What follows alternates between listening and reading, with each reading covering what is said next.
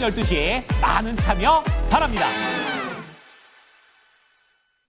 오늘은 안 돼요. 내 종목이 이대로는 관세를 담당하긴 어려운걸요.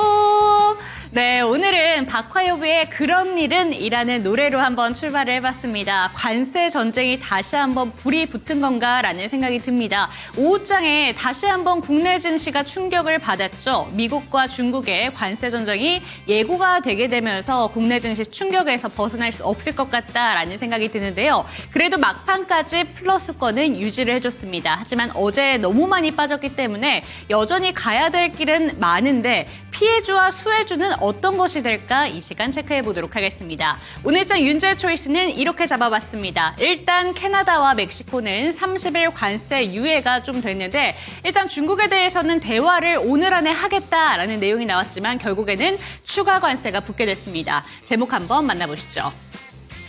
네, 미국은 중국산에 10% 추가 관세를 때리겠다. 중국은 이에 대해서 구글의 반독점법 조사를 하겠다. 보복 관세를 하겠다라는 점을 내비쳤습니다. 오늘장 국내 증시 어떤 식으로 흘러가는지 먼저 분봉 차트의 흐름부터 살펴보도록 하겠습니다. 코스피 지수 보신다면 2시 구간에 좀 넘어서 갑자기 국내 증시가 밑으로 내려가기 시작했습니다. 어떤 일이 있었나라고 뉴스를 급하게 찾아보니까 결국에는 미국과 중국의 관세 전쟁이 예고가 되기 시작했습니다. 2471선까지 떨어졌고요. 다시 한번 조금 회복해주는 모습을 보여줬지만 고점까지는 회복하지 못한 채 오늘 코스피 지수 1%대 반등을 보여주면서 2481선에서 거래를 마쳤습니다. 코스닥도 비슷한 분위기였습니다. 차트 한번 보시죠. 네, 코스닥 마찬가지로 오늘 장중에 726선까지 올라갔지만 결국에 관세 충격에 밀려 내려갔고요. 2.29% 반등을 보여주면서 719선, 720선은 회복하지 못한 채 마감을 보여주게 됐습니다. 관세 플로우가 어떤 식으로 이루어지게 됐는가 한번 살펴보시죠. 다음 장 띄워주시기 바랍니다. 일단 국내 증시가 이런 식으로 충격을 받을 수 없는 건 무역 적자국에서 우리 국내 증시는 안심할 때가 아닌 상황이기 때문입니다. 지금 현재 1위 국가는 중국이지만 우리 한국이 위치하고 있는 게 미국과의 10대 적자국에서 8위에 위치하고 있기 때문인데요. 2018년 당시에 다음 장 한번 띄워주시면 코스피 지수가 9개월 만에 23% 뚝 떨어졌습니다. 관세 전쟁이 예고되고 나서 이렇게 충격이 컸기 때문에 우리 국내 증시 어제에 이어서 오늘 한 번 더 때려 맞았다라고 보시면 좋을 것 같습니다. 다음 화면도 띄워주시기 바랍니다. 관세쇼, 세계 시장을 들었다 놓은 트럼프, 지금까지의 전개 방향은 무엇이었나라고 살펴보시면요. 어제 나왔던 내용이었습니다. 오늘부터 관세를 25% 부과하겠다라는 내용을 얘기를 했었는데 행정명령에서 그 배경에 대해서 이렇게 얘기를 했습니다. 캐나다 같은 경우에는 마약에 대한 이야기를 했고요. 멕시코 같은 경우에는 국경에 대한 이야기를 했는데 협상을 좀 받아냈죠. 그렇기 때문에 30일 유예를 하겠다라는 내용을 어제 SNS에 올렸습니다. 그리고 중국에 대해서는 오늘 한번 대화를 해보겠다라고 얘기를 했는데 결국에는 이 대화가 보복 관세로 맞불을 받게 됐죠. 중국 같은 경우에는 미국산에 10% 맞불 관세를 매기겠다라는 얘기를 했고요. WTO에 제소를 하겠다. 구글에 대해서도 조사를 개시하겠다라는 점을 내놓았습니다. 다음 화면도 띄워주시죠.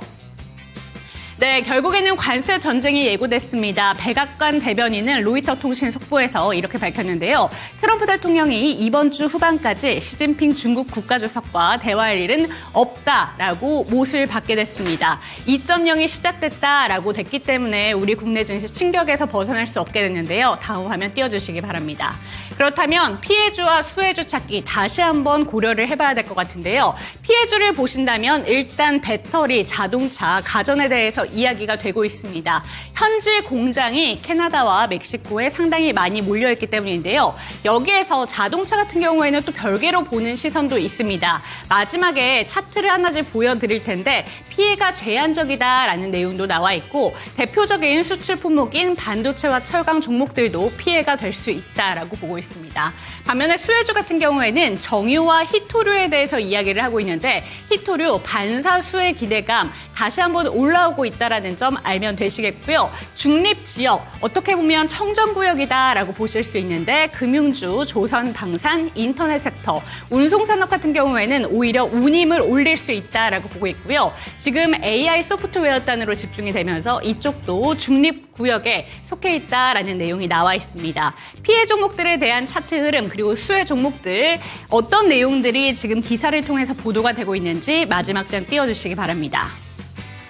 네, 먼저 우리 주요 대기업에서 캐나다와 멕시코의 해외 법인이 얼마나 많이 위치하고 있는가 좀 한번 살펴보시면 좋을 것 같고요. 조금 전에 자동차 같은 경우에는 그 피해가 좀 제한되어 있다라는 점을 언급드린 바 있는데 어떻게 보면 다른 나라의 지금 빅테크라던가 일본의 닛산에 비해서는 우리나라가 멕시코의 생산 비중이 조금 작다라는 부분에 있어서 훼손이 제한적이다라는 점이 얘기가 되고 있습니다. 그리고 우크라이나의 지원 대가로 히토류에 대해서 언급을 하고 있기 때문에 어떻게 보면 히토류의 수혜도 어느 정도는 한정될 수 있다라는 점 함께 체크해 보시면 좋을 것 같습니다. 그런데 제가 아까 청정구역에서 조선과 방산 이런 부분을 언급을 드렸는데요. 오늘 막판에 2시 30분 구간부터 국내 증시는 꺾이는데 이쪽으로 다시 한번 수급이 들어오기 시작했습니다. 조선과 방산 어떤 종목들이 수혜를 받고 있는지 지금 수급적인 부분에서 빨간불이 들어온 종목들 살펴보도록 하겠습니다. HJ중공업부터 STX 엔진까지 일제히 빨간불을 켰고요. 분봉 차트 상으로 우상향 그래프를 그려내고 있습니다. 방산 종목들도 살펴보시죠. 네, 방산 종목들도 살펴보신다면 LIG 넥스원, 한화시스템, 한화에어로스페이스까지 일제히 빨간불을 켜고 있고요. 마지막에 AI 소프트웨어 단은 오늘 분위기가 살짝 엇갈렸습니다. 카카오와 네이버 약간은 꺾인 흐름 속에서 지금 샘 올트먼이 의료 AI에 좀 하고 싶다라는 의지를 밝히게 되면서 오늘 토마토 시스템이 상한가에 들어갔는데요. 어떤 대응 전략이 필요하신지 이 시간 체크해 보시기 바랍니다. 당신의 초이스 채널 고정!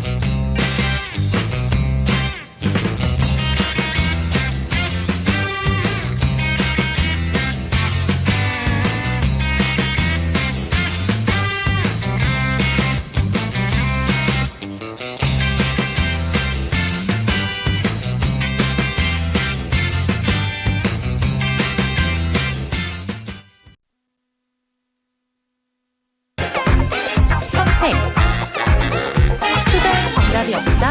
당신의 선택만 있다. 후회 없는 선택을 위한 당신의 초이스.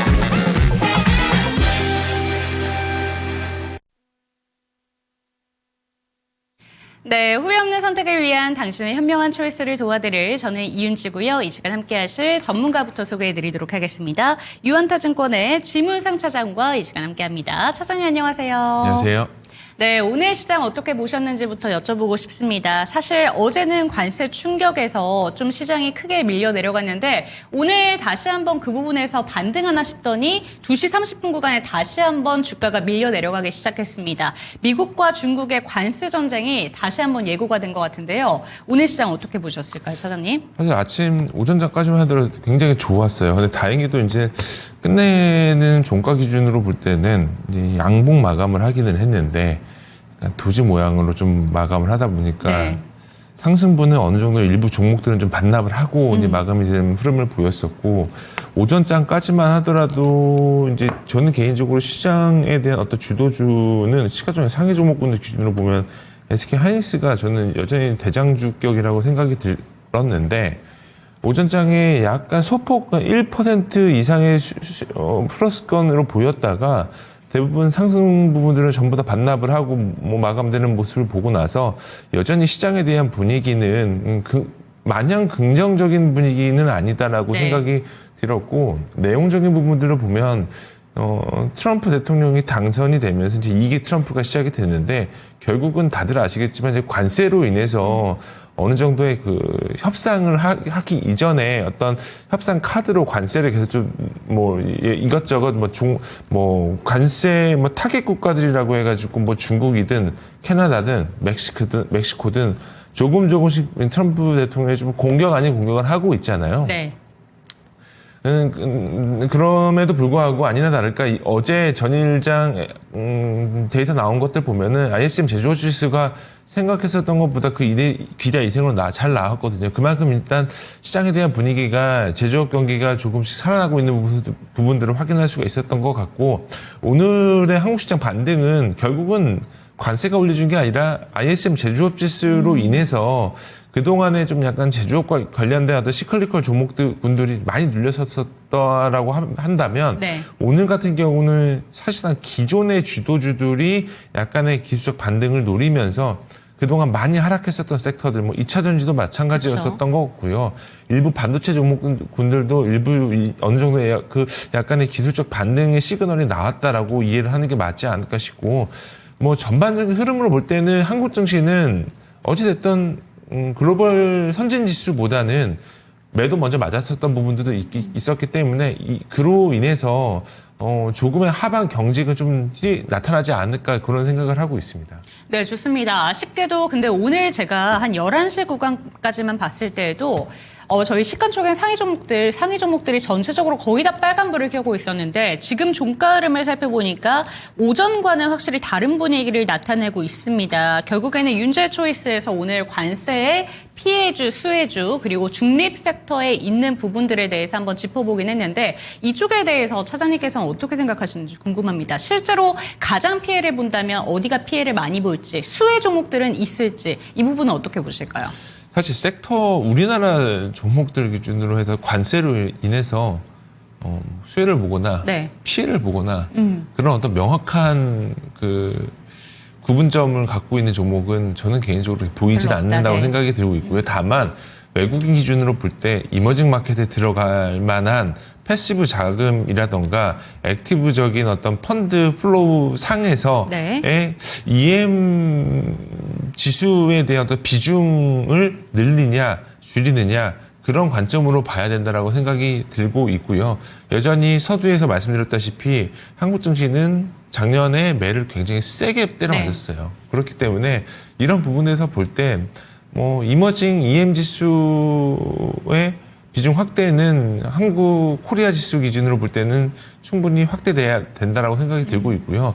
다만 이런 부분들이 약간의 심리적인 부분들은 좀 작용을 할 수 있을 거라고 생각이 들고 있어요. 뭐 관세 기준으로 볼 때는 여전히 그 우리나라는 미국 기준으로 볼 때 IT 기기 반도체 기준으로 볼 때 한국 다음 일본이거든요. 네. 수출액 기준으로 볼 때. 그래서 물론 이제 미국의 어떤 관세 타겟 국가는 우리가 지정돼 있지는 않지만 품목별로 지정이 될 가능성은 충분히 높아 보이는 품목들이 충분히 있어 보이고요.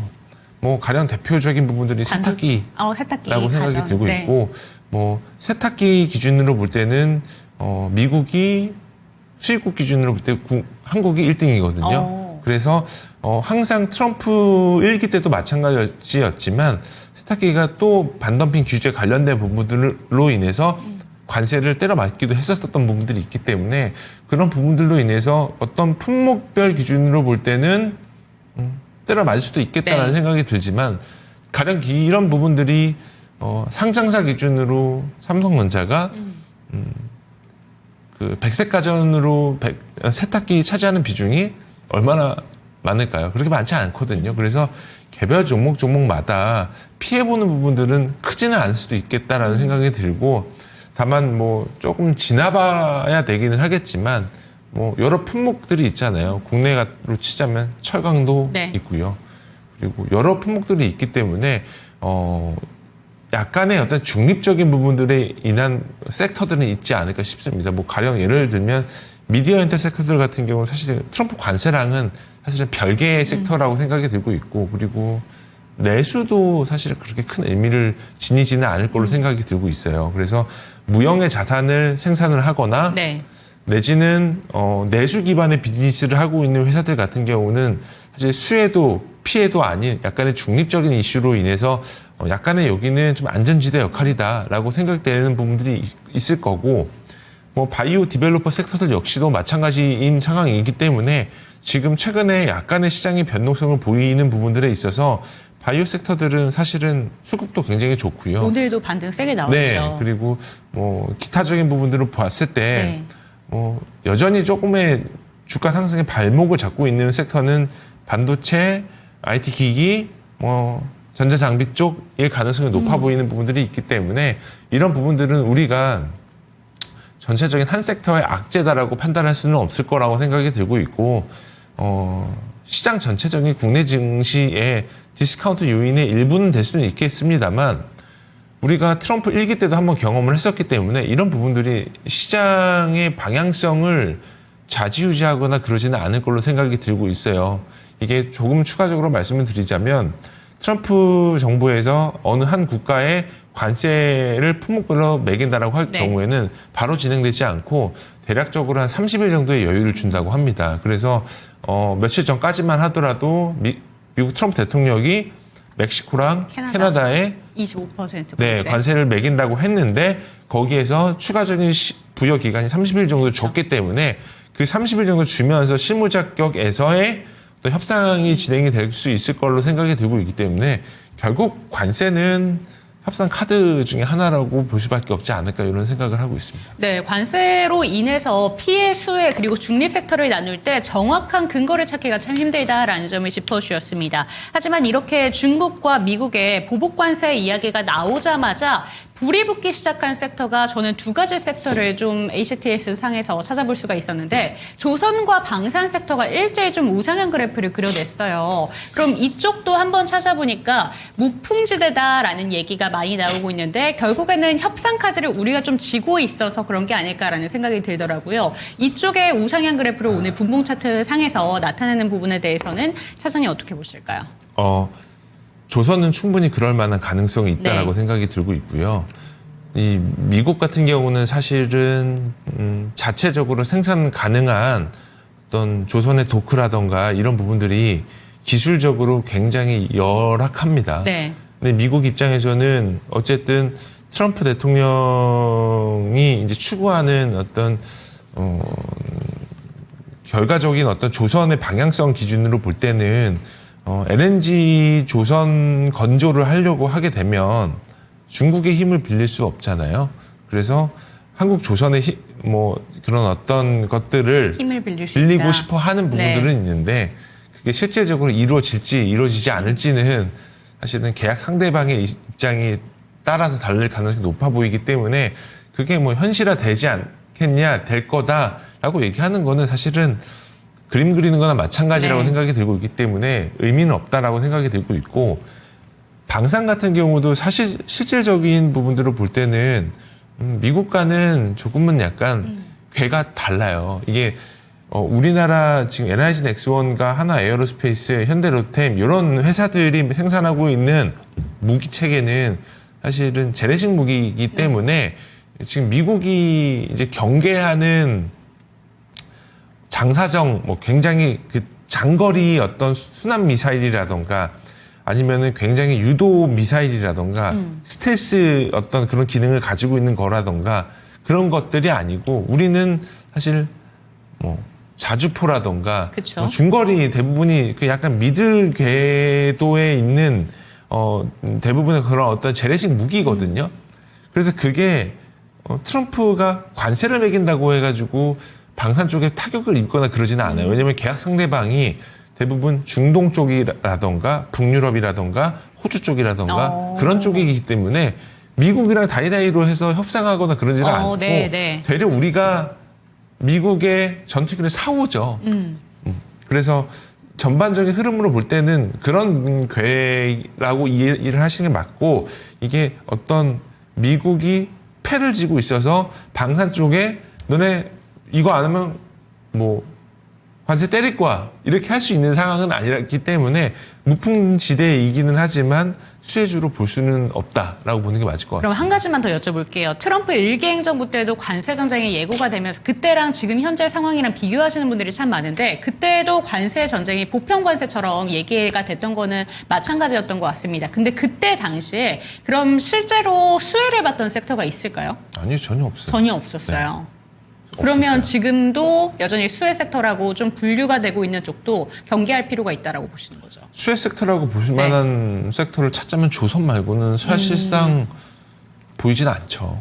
그리고 이제 트럼프 대통령 입장에서 어느 한 산업을 한국이 큰 비중을 차지하고 영업 활동을 하고 있는데 그거를 관세로 때리겠다라는 걸 찾자면 사실 IT 전자기기 말고 반도체 쪽 말고 건드릴 게 없어 보이죠. 그래서 우리나라 같은 경우도 트럼프 대통령이 요구하는 건 뭐냐면 너네가 생산을 하려면 미국에서 생산을 해. 미국에서 생산한 거를 미국에서 소비를 해. 요거거든요. 그래서 삼성이든 현대든 미국 공장, LG는 미국에서 그쵸? 생산을 하잖아요. 그런 부분의 맥락이라고 이해를 하는 게 맞지 않을까 싶습니다. 네, 좋습니다. 관세에 대한 플로우를 한번 정리를 해봤는데 이에 대한 차장님의 의견까지 잘 참고가 되셨으면 좋겠습니다. 그렇다면 지 차장님이 들고 오신 두 가지 종목 어떤 종목일지 화면으로 먼저 만나보시죠. 네, 전력기기 쪽으로 들고 오셨습니다. 딥시크 충격바로 금요일장 크게 같이 밀렸던 반도체 종목들과 함께 밀렸던 섹터였는데 오늘은 좀 올라오더라고요. 전력기기 쪽을 일단 섹터 두 가지를 들고 오셨는데 종목 두 가지를 이쪽을 보신 이유가 있으실까요, 차장님? 변동성이 좀 많이 심해요. 네. 지금 뭐 몇 가지 종목이 따로 없는데 세 가지 있는데 HD, 현대일렉트릭, 효성중공업, 재룡전기 딱 이렇게 세 이렇게 가지. 대표적으로 이 세 종목만 보면 되지 않을까 싶습니다. 네, 그럼 초이스 종목 궁금합니다. 그 세 가지 종목 중에서 초이스 종목은 어떤 종목이고 비초이스 종목은 어떤 종목일까요? 현대일렉트릭을 초이스를 했고요. 네. 비초이스 종목은 재룡전기를 비초이스했습니다. 네, 그럼 일단 차장님께서 세 가지 종목을 봐야 된다. 변동성이 심한 장에서 HD 현대일렉트릭, 재룡전기, 효성중공업을 언급을 해주셨는데 재룡전기와 효성중공업은 비초이스고 HD 현대일렉트릭을 택하신 이유를 비초이스 이유를 한번 얘기를 해주시면서 먼저 짚어주시면 좋을 것 같아요. 일단 효성중공업은 가지고 나올 이유가 없었어요. 왜요? 효성중공업은 전일 실적 발표를 했는데 네. 일단 일회성 이익이기는 하지만 어찌됐던 시장의 기대치보다 더 좋은 실적을 발표를 했기 때문에 당연히 가는 종목이었고요. 네. HD 현대일렉을 초이스한 이유는 어쨌든 지금 악재 아닌 악재가 어쨌든 회사의 의도와는 의도치 않든 다르게. 생기기는 했어요. 네. 그래서 이제 4분기 실적 발표가 1월 말에 있었는데요. 4분기 연결 실적이 8,157억이고 영업이익이 1,663억 나왔어요. 네. 그래서 뭐 YY로는 한 33% 정도 플러스가 났고 이익률 기준으로 볼 때는 20% 정도 이익률이 20% 정도 나왔는데 시장의 어떤 컨센서스 기준으로 한 기대치보다. 25% 정도 하회를 했어요. 네. 그 이유가 이 미주 지역 일부 프로젝트가 4분기 실적에 이제 인식이 돼야 되는데 그게 납품이 일부 좀 이연된 부분들이 있어서 그 부분이 어쨌든 1분기로 2025년도 1분기로 이연이 되면서 네. 그 부분이 4분기로 인식이 안 됐습니다. 근데 이제 어쨌든 시기상에 대한 문제이기 때문에 기대치보다 실적이 안 좋게 나온 건 맞아요. 네. 근데 이게 어떤 이익의 감익 시작이냐 아니냐라고 뜯어보자면 지금은 아니다라고 말할 수는 없을 것 같아요. 그래서 왜 그러냐면 증시가 이 HD 현대일렉 그런 어떤 전력 변압기 주식들이 2023년도부터 엄청나게 상승을 해서 그쵸. 올라왔습니다. 거의 뭐 1000% 이상 상승을 하면서 올라왔기 때문에 지금 구간에서는 노이즈가 나올 수밖에 없는 구간인 네. 건 맞아요. 그리고 지금부터는 매 분기마다 실적이 기대 이상으로 나올 수 있느냐 없느냐를 우리는 확인을 해야 되는 시즌이기 때문에 이게 4분기에 당연히 좋게 나와야 됐는데 1분기에 이연이 되면서 안 좋게 나온 거다라고 확정지어서 말할 수 있는 상황은 또 아니거든요. 그래서 1분기 실적도 당연히 좋아야 되는 거는 네. 맞아요. 그래서 내용적인 부분으로 보자면 이게 주가가 왜 밀렸냐, 이게 두 번째 이유가 있는데 MSCI 지수 편입에 대한 이슈가 있었어요. MSCI 지수 편입이 이번에 대수 있을 걸로 다들 예상을 했는데 코리아 지수 안에 HD 현대일렉과 삼양식품 둘 다 편입이 안 된 걸 확인할 수가 있었기 때문에 그로 인해서 약간의 수급이 조금 밀렸다라고 보시는 게 맞을 것 같아서 일단 제 생각은 시간이 지나면 충분히 회복은 될 수는 있을 걸로 생각이 들고 있습니다. 그래서 전력기기 사이클이 여전히 좋은 거는 맞아요. 근데 최근에 약간의 노이즈가 생긴 거는 네. 섹터 전반적인 부분으로 봤을 때 딥시크가 나오면서 전력기기 데이터 센터 증설에 대한 어떤 니즈가 줄 거다라는 식의 얘기가 나오는데 그거는 말도 안 되는 소리고요. 당연히 오히려 지금 시장의 분위기는 계속적으로 학습형 AI 기기가 계속적으로 시작이 됐었고 이 학습형에서 추론형으로 넘어가거든요. 추론형으로 넘어갈 때마다 그 AI의 학습 능력이 훨씬 더 많은 니즈가 필요해요.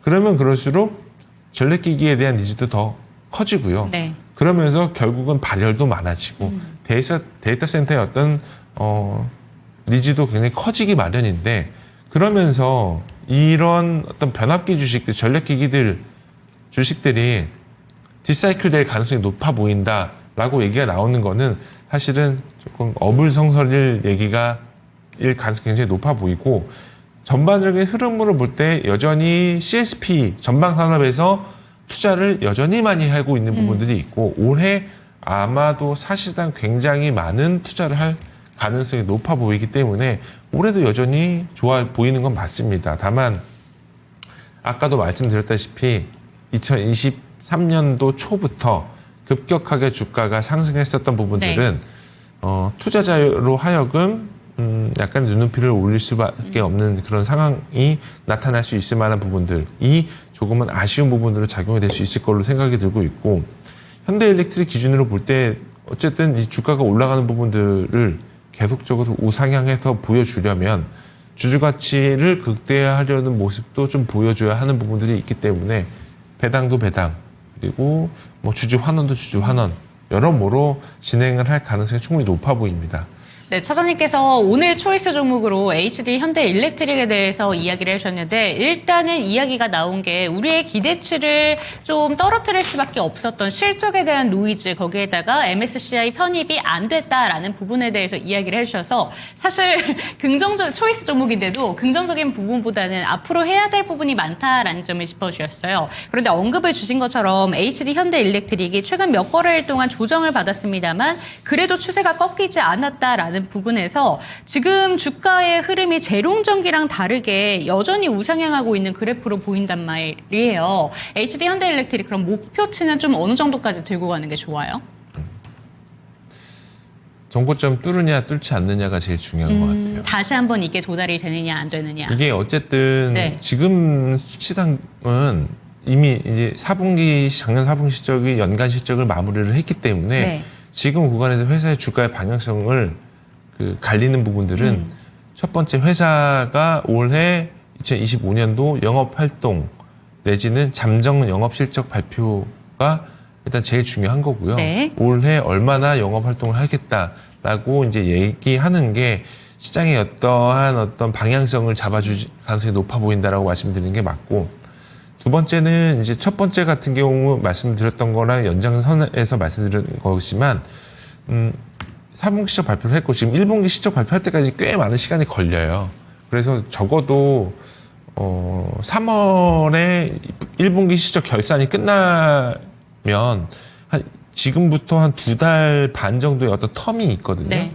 그렇기 때문에 그 기간 안에 시장의 어떤 분위기가 가장 중요한 것 같아요. 그래서 최근에 주가가 밀린 거는 물론 어떤 패시브적인 수급적인 그 걸림돌도 물론 있겠지만 네. 이게 대외적인 어떤 매크로 지표로 인해서 좀 주가도 눌리는 부분들도 있고 그리고 이제 어쨌든 일단 액티브적인 요소로 가지고 있는 펀드들이라던가 아니면 주요 투자자들이 엑시트를 하지 않는다라는 전제 조건 하에서 주가가 우상향하려면 기본적으로 노이즈가 나오면 안 되죠. 뭐 가령 뭐 딥시크 관련된 부분들에 있어서 그렇게 많은 데이터 센터가 필요하지 않는다. 아니면은 뭐 딥시크 같은 경우는 챗 GPT보다 훨씬 더 싸구려 범용형 반도체를 사용을 함에도 불구하고 그 정도 이상의 성과를 낼 수 있다. 그쵸. 그런 식의 어떤 내용이 나오게 되면 어쨌든 AI 산업에 대한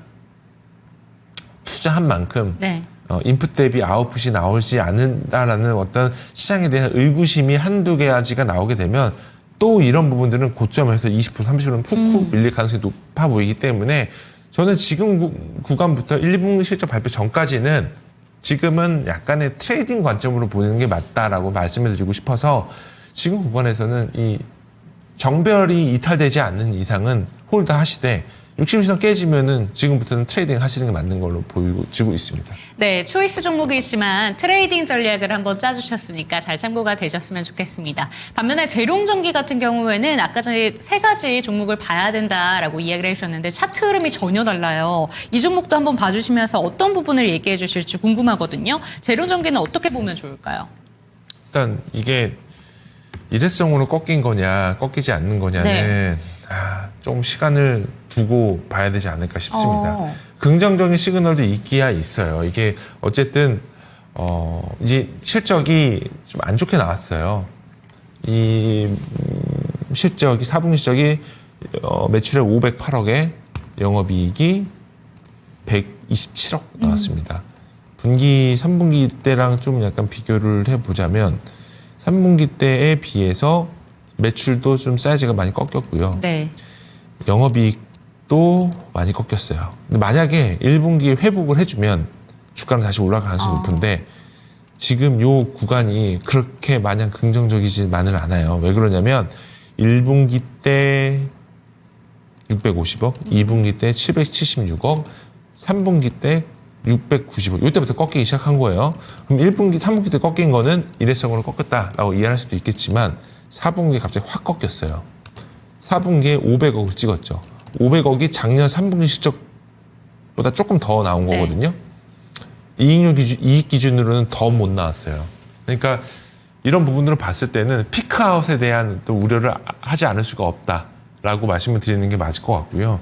그래서 이게 수주 활동이 약간의 둔화가 되게 되면 보통 이런 어떤 빅사이클의 주식들 같은 경우는 계약을 할 때 장기 계약이라기보다는 약간 조선 같은 경우는 계약 기간을 10년 이렇게 두고 하잖아요. 변압기기, 전력기기 주식들은 3년, 4년 이렇게 두고 해요. 짧네요. 그러니까 3년, 4년 두고 하는데 총 계약을 뭐 500억에서 1000억을 해요. 굉장히 큰 규모의 계약을 짧은 인도 구간에서 타이트하게 드러나는 거죠. 그래서 단기간에 매출이든 영업이익은 급격하게 올라와요. 반영이 될 수 있는 그런데 수주 산업이다 보니까 수주 잔고가 분기가 지나면 지날수록 급격하게 줄어들어요. 그러니까 수주는 늘어나야 되는데 수주 잔고는 계속 주는 거죠. 수주 잔고는 많은데 신규 수주가 안 나와. 그러면 신규 수주가 안 나오면 이 주가는 상승 사이클을 올라가 주질 못하는 거예요. 수주 잔고는 계속 고갈되는데 신규 수주가 나오지 않으면 신규 수주가 사실은 회사의 원동력이거든요. 수주 잔고는 줄고 신규 수주 안 나오고 나중에 되면은 곡간이 비어지는 현상이 네. 나올 가능성이 높기 때문에 그런 현상을 시장에서는 우려를 하는 거라고 생각이 들고 있어요. 그러니까 주가를 지켜주기 위해서는 신규 수주를 계속해서 받아내는 게 중요한데 지금 그 그렇죠. 부분이 줄어들고 있다라는 거죠. 아직까지는 네. 이 신규 수주는 줄어들지는 않지만 수주 잔고가 조금씩 줄어들면 수주 잔고가 줄어드는 감소율 대비 신규 수주의 수주가 따라와야 증가율이 되는데. 올라와 줘야 되는데 그게 역전 현상이 벌어지게 네, 되면은 네. 이제 주가는 이제 역으로 피크아웃을 달렸다라고 이해를 할 수밖에 없을 것 같아요. 네, 좋습니다. 비초이스 종목에 대해서도 이야기를 한번 체크를 해봤습니다. 계속해서 신규 수주가 따라와줘야 되는 그런 부분이 있다라는 점을 짚어주셨는데 저희 채팅창에 애플젤리님께서 오늘 들고 오신 두 가지 종목이 가장 궁금했던 두 가지 종목이었대요. 그러면서 산일전기도 더불어서 어떻게 보시는지 전망에 대해서 이야기를 해주셨거든요. 종목 한번 봐주시면 좋을 것 같습니다.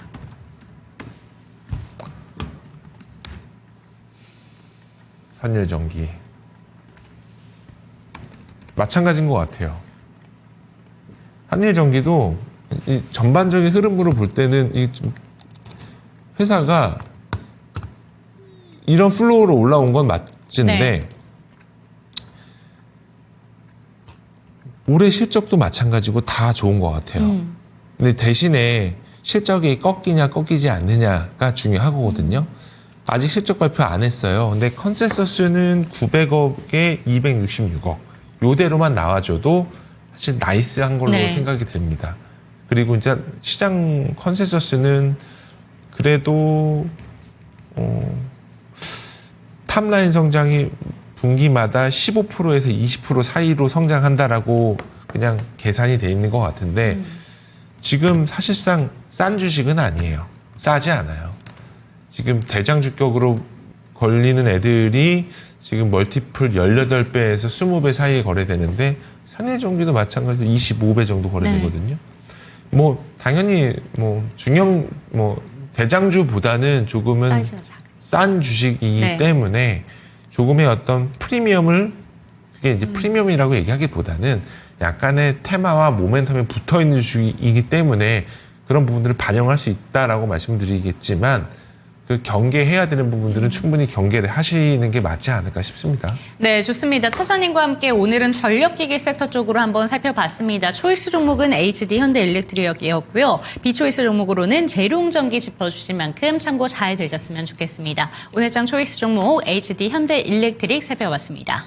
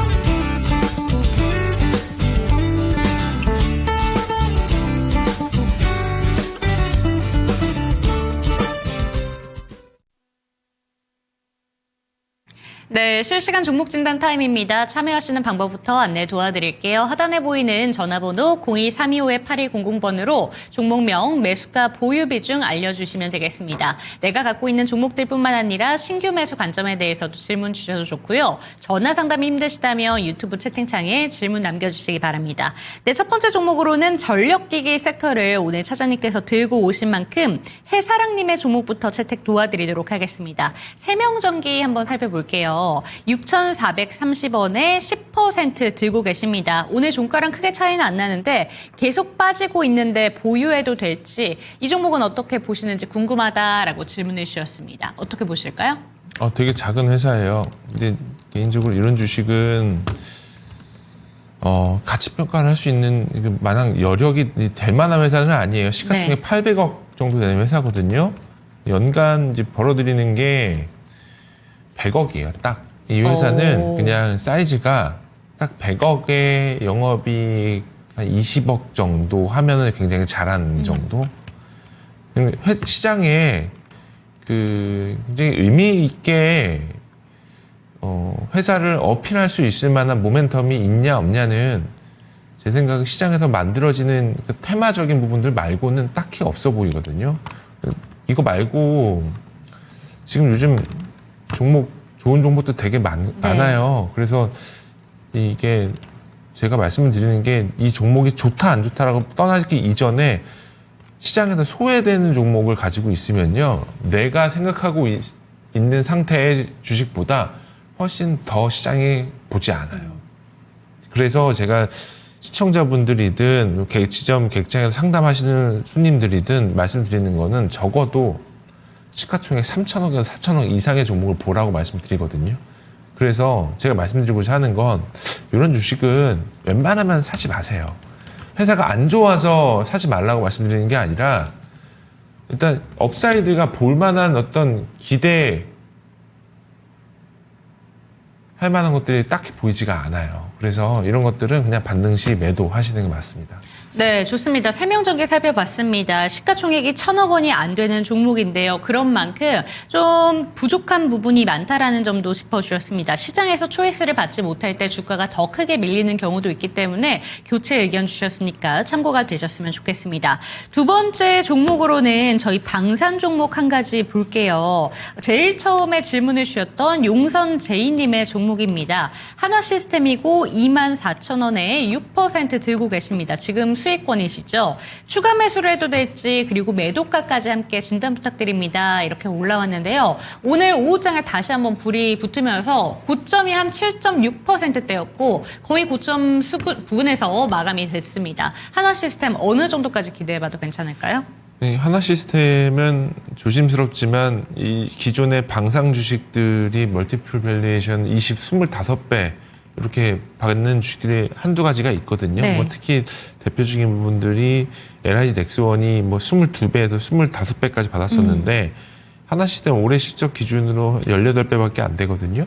근데 그 이상의 멀티플을 올라갈 수 있을 만한 주식 중 하나다라고 네. 말씀을 드리고 싶어요. 이게 어떻게 보면 방산 주식이기도 하고 어떻게 보면 또 아닐 수도 있긴 한데 내용적인 부분들만 보면은 육해공군 다 전부 다 관련된 산업을 진행을 하고 있거든요. 이게 뭐 육군 같은 경우는 M셈이든 L셈이든 전반적인 무기체계 관련된 부분들에 있어서 추가적인 어떤 중동 국가의 수주 가능성이 충분히 있어 보이고요.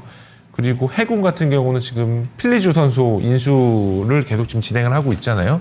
그러면서 미국 방산 MRO에 등록이 될 가능성이 높아 보이기 때문에 이런 부분들로 인해서 추가적인 실적 모멘텀이 있다라고 말씀을 드리고 싶고 마지막으로 우주 같은 경우는 네. 이 회사가 올해 안에 위성 추가 발생할 가능성이 높아 보이고요.